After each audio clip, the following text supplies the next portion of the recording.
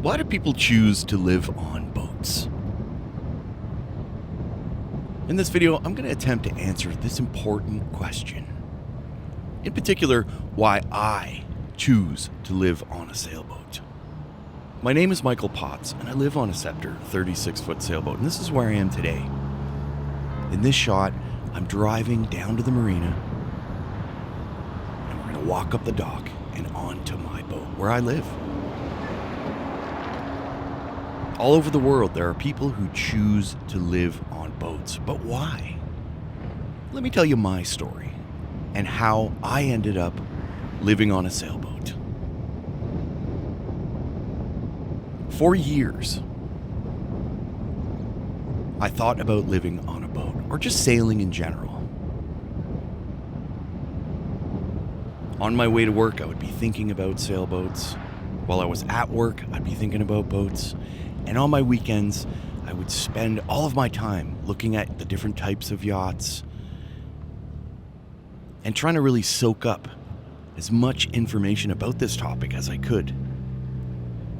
And in and around when the pandemic hit, I got my first boat, a Scepter 36, 1979. A little bit of an older boat, but I did that on purpose. I wanted to buy a sort of beater boat and learn how to sail. And really learn how to live in a sailboat environment. It's actually a challenge. It can be a challenge. It's not for everybody, especially up here in Canada, where you have harsh winters. I actually lived on my boat multiple seasons. When it was snowing, minus 40, yes, I've done that. Do I regret it? No, I learned a lot. I've actually sailed my boat all the way down to the Bahamas, just south of Nassau, and all the way back. And if you click the link in the top right screen, you can watch some of those videos where I documented my entire journey. Now, I did that single-handed. And would I do it again single-handed? We'll get into that topic at one point here. But for me, it was like the prospect of freedom. The idea that your home moves and can be anywhere in the world, that was sort of fascinating to me. If something happened, I could just up and take my home and go wherever I want. One thing that I really like about it is every time I drive down this road and come home to the marina, it's a sort of magical experience. All the worries of the world are left behind as you park in the marina parking lot and you walk down that dock into this marine environment. You hear the sound of the wind in the water and the birds. And it's like you're walking into this other world, other dimension. And I really like that. For years, I was alone out at sea.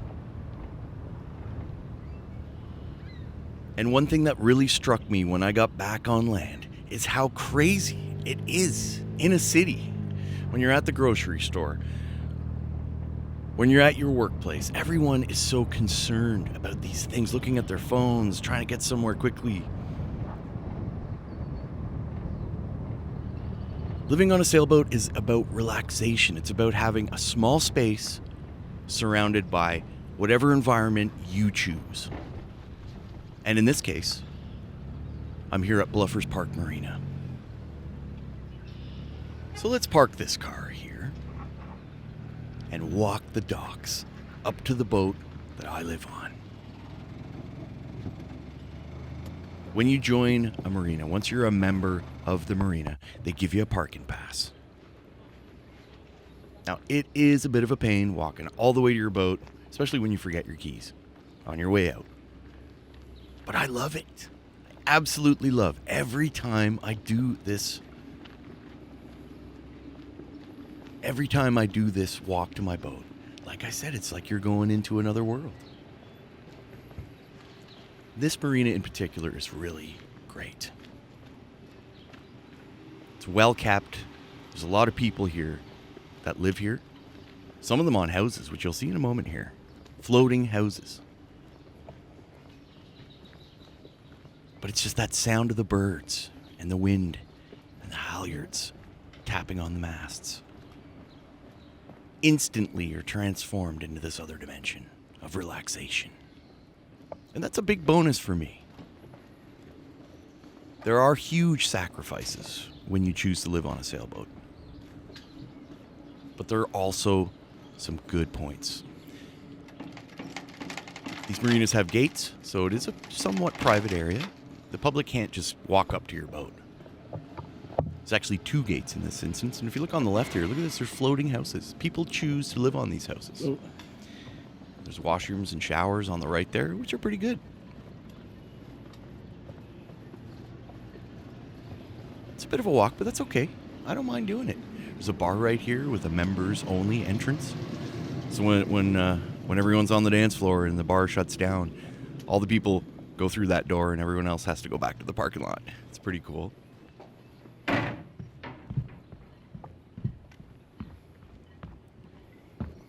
In my instance, I'm behind 2 gates. So you got to memorize that password. The cool thing about living on a sailboat or just owning a sailboat is if you meet someone else that lives on a boat, you're instantly friends. So there's a huge community of like-minded people here.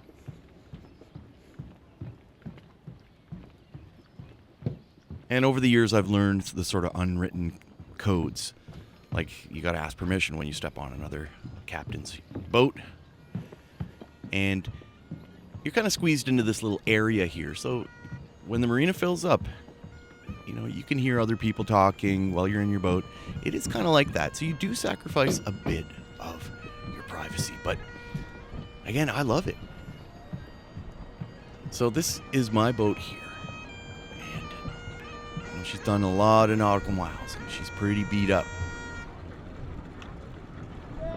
But I live on this boat and I really love it. And I'm going to tell you a little bit more about why I live on a sailboat.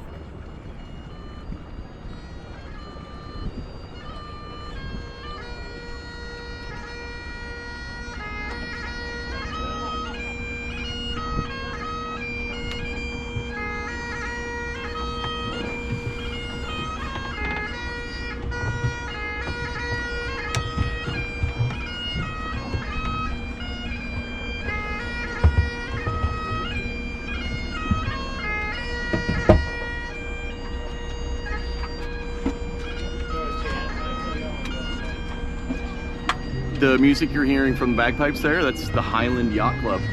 And every year, they all go out sailing and someone plays the bagpipes when they're heading out. So we're just in the very beginning of the summer here at Scarborough Bluffs Marina.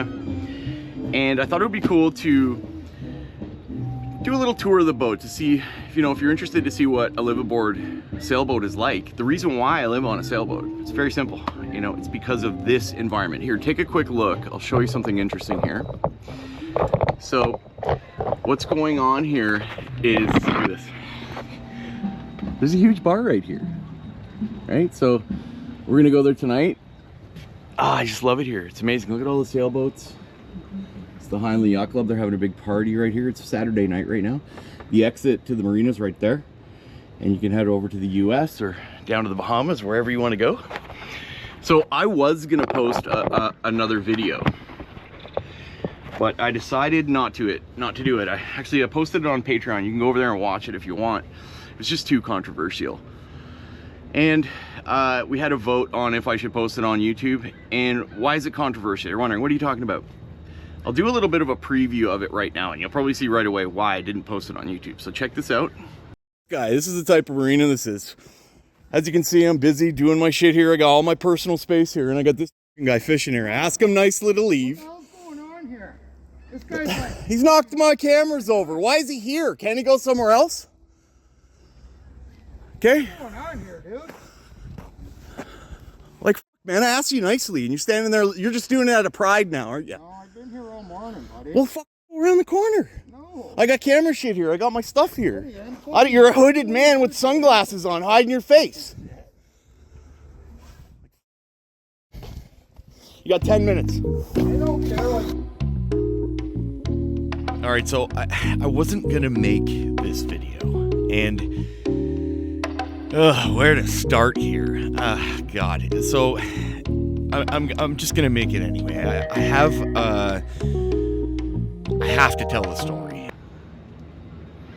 All right, so as you can see, I want to make positive videos that inspire people. I don't want to put negative videos out. Yes, I had a horrible experience during the winter at that marina, but I don't think I'm going to put it, you know, out in the general ethos, the general public, because I want to inspire people. That's what I do, you know. And I hope that you, if you're watching this video, I say go for it. Get yourself a sailboat if you want to live on it. Try it out for a bit. You know, you can always change your mind. And for me, I've never been happier. I've never been more satisfied or happy about my life, living on this sailboat in particular and what I've done. So rather than post a really annoying negative video, we are going to quickly just take 1 second before we go down below, and I'll show you the inside of the sailboat. We're going to look at some fan mail. So there's almost 10,000 of you out there that have subscribed to the channel. I appreciate everyone watching the videos. And one thing that really motivates me to make these videos, I'm obviously not making a cent off this channel, probably never will, but I don't care. I really like doing it. It's this sort of thing that keeps me going. So Sailing EV, this is from a subscriber. I'll keep his name anonymous just for whatever reason. Sailing EV, I want to thank you for your YouTube channel, and I want to tell you how much you and your videos have inspired me. For the past 2 years, I've been dealing with and trying to recover from a disability that has caused me to be bedbound for a time, which I'm currently recovering from the effects of. I'm still mostly confined to home and recovering, but that has been making me stir crazy with cabin fever, especially since beforehand I was always out hiking in the mountains or on the water. I've been watching your channel for about half a year now, including going through some of your past videos, and watching them kind of helps me scratch an itch of being in nature. Thought I still wish I was able to be there. I appreciate your videography style. It feels very personal and grounded. With your current series, Sailing to Antigua, you can click the link right there and check that out. I even enjoyed the first video of the journey where you were simply going through the airport. I'm in my early 40s, I live in the Pacific Northwest, and have never been on a sailboat before. Imagine that. But now, for various reasons, I have an urge to be on a boat. So when I'm physically able, my current goal is to learn how to sail. I found a local sailboat racing league that I might accept a new crew, and also found an ASA courses to take when I have some money to spend again. Then after learning to sail, I dream about sailing up the inside passage of Alaska, getting through the Panama Canal and to the Caribbean, and finally completing the Great Loop. If the stars ever align, I'd love to buy you a beer one day. Cheers, friend. I look forward to your next video. It's amazing. I love that sort of thing. I love comments. Make a comment down below what you think of these videos. And I know we're in the last video we were in Antigua, and all of a sudden we're here and it's the summer and we're in Bluffers Park. There's gonna be some more videos about what happened during the winter. But for now, if you want to go over on Patreon and check out that negative video, you're welcome to. But I'm not gonna post it here on YouTube. I don't care. It'll probably go viral actually, because it was like me screaming and ranting and raving about how horrible, the worst marina in the history of mankind. So this is why I love this marina. It's just great. You know, it's really nice here. There's lots of boats. Everyone's so happy and going on about their lives. I know all the people here. They're all my friends. And it's a great little spot. That's why I live on a sailboat, okay? Because it's about community. It's about belonging to the sailing community. So let's go down below and I'll show you what it looks like down in a liveaboard boat here. So we'll go down and into the main cabin here and have a look around. So this is where I live. There's my big computer where all of the videos come from sunshine, from the solar panels. This is where I edit them. I got my guitars and some of my paintings, some of my drone stuff, my plant George. This is my galley. There's a stove here, sink. And I'm not going to show you up here, but up here there's my sleeping quarters, my shower, and my washroom, and where I keep all my video stuff. So there is a carpet down just because I cut a piece of carpet for summer liveaboard.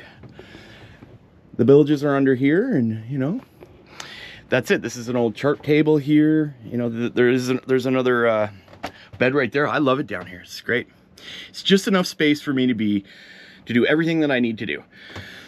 And you know, most of my time is out in the cockpit here. You know, there's my motor for my dinghy, which is currently, I'm working on that right now. I got to put a new pull starter in that. That's one of the things I'm going to be doing. I have everything I need right here. And I can't imagine living on land. I mean, I go and visit friends that have houses and stuff. It's pretty cool that they have a yard, and they, you know, they have a space to have a shop or keep tools. You have to be sort of frugal with your space. You can't have things that you don't really need. And it forces you to sort of be efficient, frugal, you know, in that regard. But this is a 36-foot sailboat. Okay, she's a Scepter in 1979, and I have everything I need right here. And I sailed this boat all the way from Toronto alone, down through New York State, all the way down the East Coast into Florida and Miami, crossing into the Bahamas, down to Nassau, and all the way back. And a lot of my time was right at that helm. I used to sit right here and watch the days go by. It was probably the coolest experience of my entire life. You know, I got to record music. I got to really think about my life and what I really want to do with it. And what it has taught me, being a liveaboard, being a sailor, is that be careful what you wish for, because you might just get it, for one. You kind of sort of have to be obsessed with sailboats and want to live in that. You know, if you're on the fence about it, don't do it, because there are aspects to it that can be a sort of pain in the butt. Not everyone, especially when you're trying to find a partner like me, a woman, not everyone's going to be into living on a boat. You know, that's one downside to it, but it's okay. In time, any of you out there that want to make a comment down below and contact me, go ahead. Literally, it's not for everyone, but I have everything I need right here, and to me, it keeps me where I need to be, and that's on the water. And like I said, every time I come home from work, I've had a hard, long day at work, I come down the dock and I go into another world, and here I am. This is where I can be creative here. I can edit my videos, I can fly my drones, I can respond to comments and make videos for you guys. So that's it. I mean, liveaboards, it's a big deal. I'm going to give you a couple pointers right now. All right, so listen up if you're actually thinking about living on a sailboat and you're trying to find the reason why you want to live on a sailboat. I'm going to give you some pointers here. We'll go back out on deck. All right, so a couple things that you need to consider if you're really going to pursue living on a sailboat. All right, it's very important that you listen to me right now. Finding the right boat is critical. Now, why is that? When you make a big purchase like that and a big commitment like that, it tends to be emotional. And I know you want to rush and get into a boat and start your sailing and living aboard career, but don't do that. It took me about a year to find this boat, and I was so lucky to find her at the right price. And it allowed me to save money, because it's not that expensive to live in Marina. How much is it to live here? It cost me under $5 grand, and I got 6 months here. That's everything paid up. Okay, there's no additional fees there. $5 grand, you get 6 months. So think about that. It's under $1,000 a month, and you're in paradise here. So when you live on land, there's lots of things that go on land. There's so many expenses, insurance, entertainment, you know, hydro, all the rest of it, right? So it's a way you can save money. If you really do want to go out and explore the world, you can, because it allows you to save money. So if you're going to get a boat, make sure you get the right one. Get something newer. I know this is an older hull. Had I have bought something brand new, I may have damaged it, and it would have cost me more to fix it in the end. So I'm kind of glad I went with an older boat. Plus, that gave me a bit of budget to go down to the Caribbean. That helped. These things are made of fiberglass. This hull is going to be here long after I'm gone. All right, fiberglass lasts forever. However, the wood and the engine doesn't, and the sails, and the mast, and the rigging. So there are expenses that can add up. So make sure you have a survey done. If you're going to buy a liveaboard sailboat or a boat that you want to go cruising with, make sure it's in great condition so you can at least get your value out of it once you've purchased it. That's a very important thing. Now, a lot of people, they start with, especially here on Lake Ontario, they start with boats that are, 30, 32, 34. When you go past 30 feet, every foot you add on actually doubles the displacement of the vessel, how much water it displaces. So the difference between a 32 and a 36 is huge. I mean, night and day, they're much bigger. And when you go past 40, it's exponential. Like having a 50-foot yacht it's a really big yacht. You could have a family on board. It's like a floating home. So the 36-foot range is just beyond where it's comfortable for 2 people, maybe 3 if you're pushing it. And it's got enough space for a single-hander like myself. So definitely, if you're gonna buy a boat, I found this boat on Yacht World, okay? And she had some damage at the time, and I had her repaired by a custom yacht builder, a guy named Peter in Whitby. He fixed the skeg. The skeg was, you could move it with your hands. That cost me like 8 grand. So you got to make sure do not buy a boat without a survey. Don't just go find one on Facebook Marketplace and buy it. I don't care how much, it costs a lot to have a boat, because you have to pay the fees to haul out, to store it, maintenance, making sure the bottoms, you got bottom job on there, because they just get covered in barnacles. It's a big commitment. So think about that. Think about everything and make sure it feels right. You trust your gut when you buy a sailboat. That's my suggestion. Now, there is a guy named Dave. He lives on a huge ketch-rigged boat. It's like 55 feet, and he said he'd let me do a tour, and it looks like a pirate ship down there. You walk into his boat, and it walks down and into the galley, and then down and into the saloon. Amazing. Looks like something out of like a condo or something. Very cool. Another thing too is, I'm into sailboats. This is a sailing channel. However, it's very common for people to live on motor yachts, okay? So, for example, there's one right here. All right, see that motor yacht right there? That's a liveaboard. Most people live on that one. And what do you get from a motor yacht? You get a lot of space. You get the, more of a house feel to it. You have the ability to go places quickly and return quickly. However, it may be very expensive for you to do that because of the cost of fuel. Okay, so they're literally giving away some of these motor yachts. Look on Yacht World, they're giving them away. Why? Because just the cost to operate a vessel of that, a big motor yacht of that size. You could, if I took that one, for example, to Toronto and back, it's going to cost you about 300 bucks in gas, and that's like an hour from here. Okay, so think about going to the Bahamas. You're looking at a fuel bill of 25 grand just to get to the Bahamas. Then all the way back, that's $50,000, right? My diesel budget was maybe under $3,000 in total, for sure. This is a 27 horsepower Yanmar 2QM20 that's in this vessel. So it's super ultra efficient. And the great thing with diesel is if you don't push the throttle, it doesn't really use much fuel. The more throttle you have, the more fuel it uses. So if you're at quarter throttle, you're still doing 3 or 4 knots, you can actually get places for very, very cheap costs of diesel. So that's something to consider. Me, I love the idea of the wind pushing us around the earth, and I like the idea of getting all my energy from these solar panels here that goes into my battery system here. And I run this massive desktop PC, you guys, just stand down there for days, you know what I mean? So I have lots of power. I got my fridge here and a freezer. I got everything that I need. And if something ever happened, and knock on wood, it's obviously nothing's gonna happen, but I would be in a good position because I'm off the grid. I can go wherever I want to. I could get out of harm's way. I like that as well. So it's not for everyone. And just consider it. You can get into an older sailboat for about 50 grand, okay? A liveaboard, a decent one, that you could sail down south and back, okay? I think that's about the minimum where it's realistic, okay?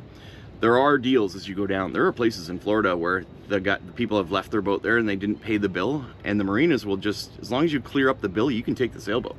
You can find deals all over the East Coast in the US for certain, all right? You can also check out my other channel. It's called Only Sails. There's a bunch of sailboats that are for sale on there. A lot of them have been sold, but it's interesting to look at the different type of yachts.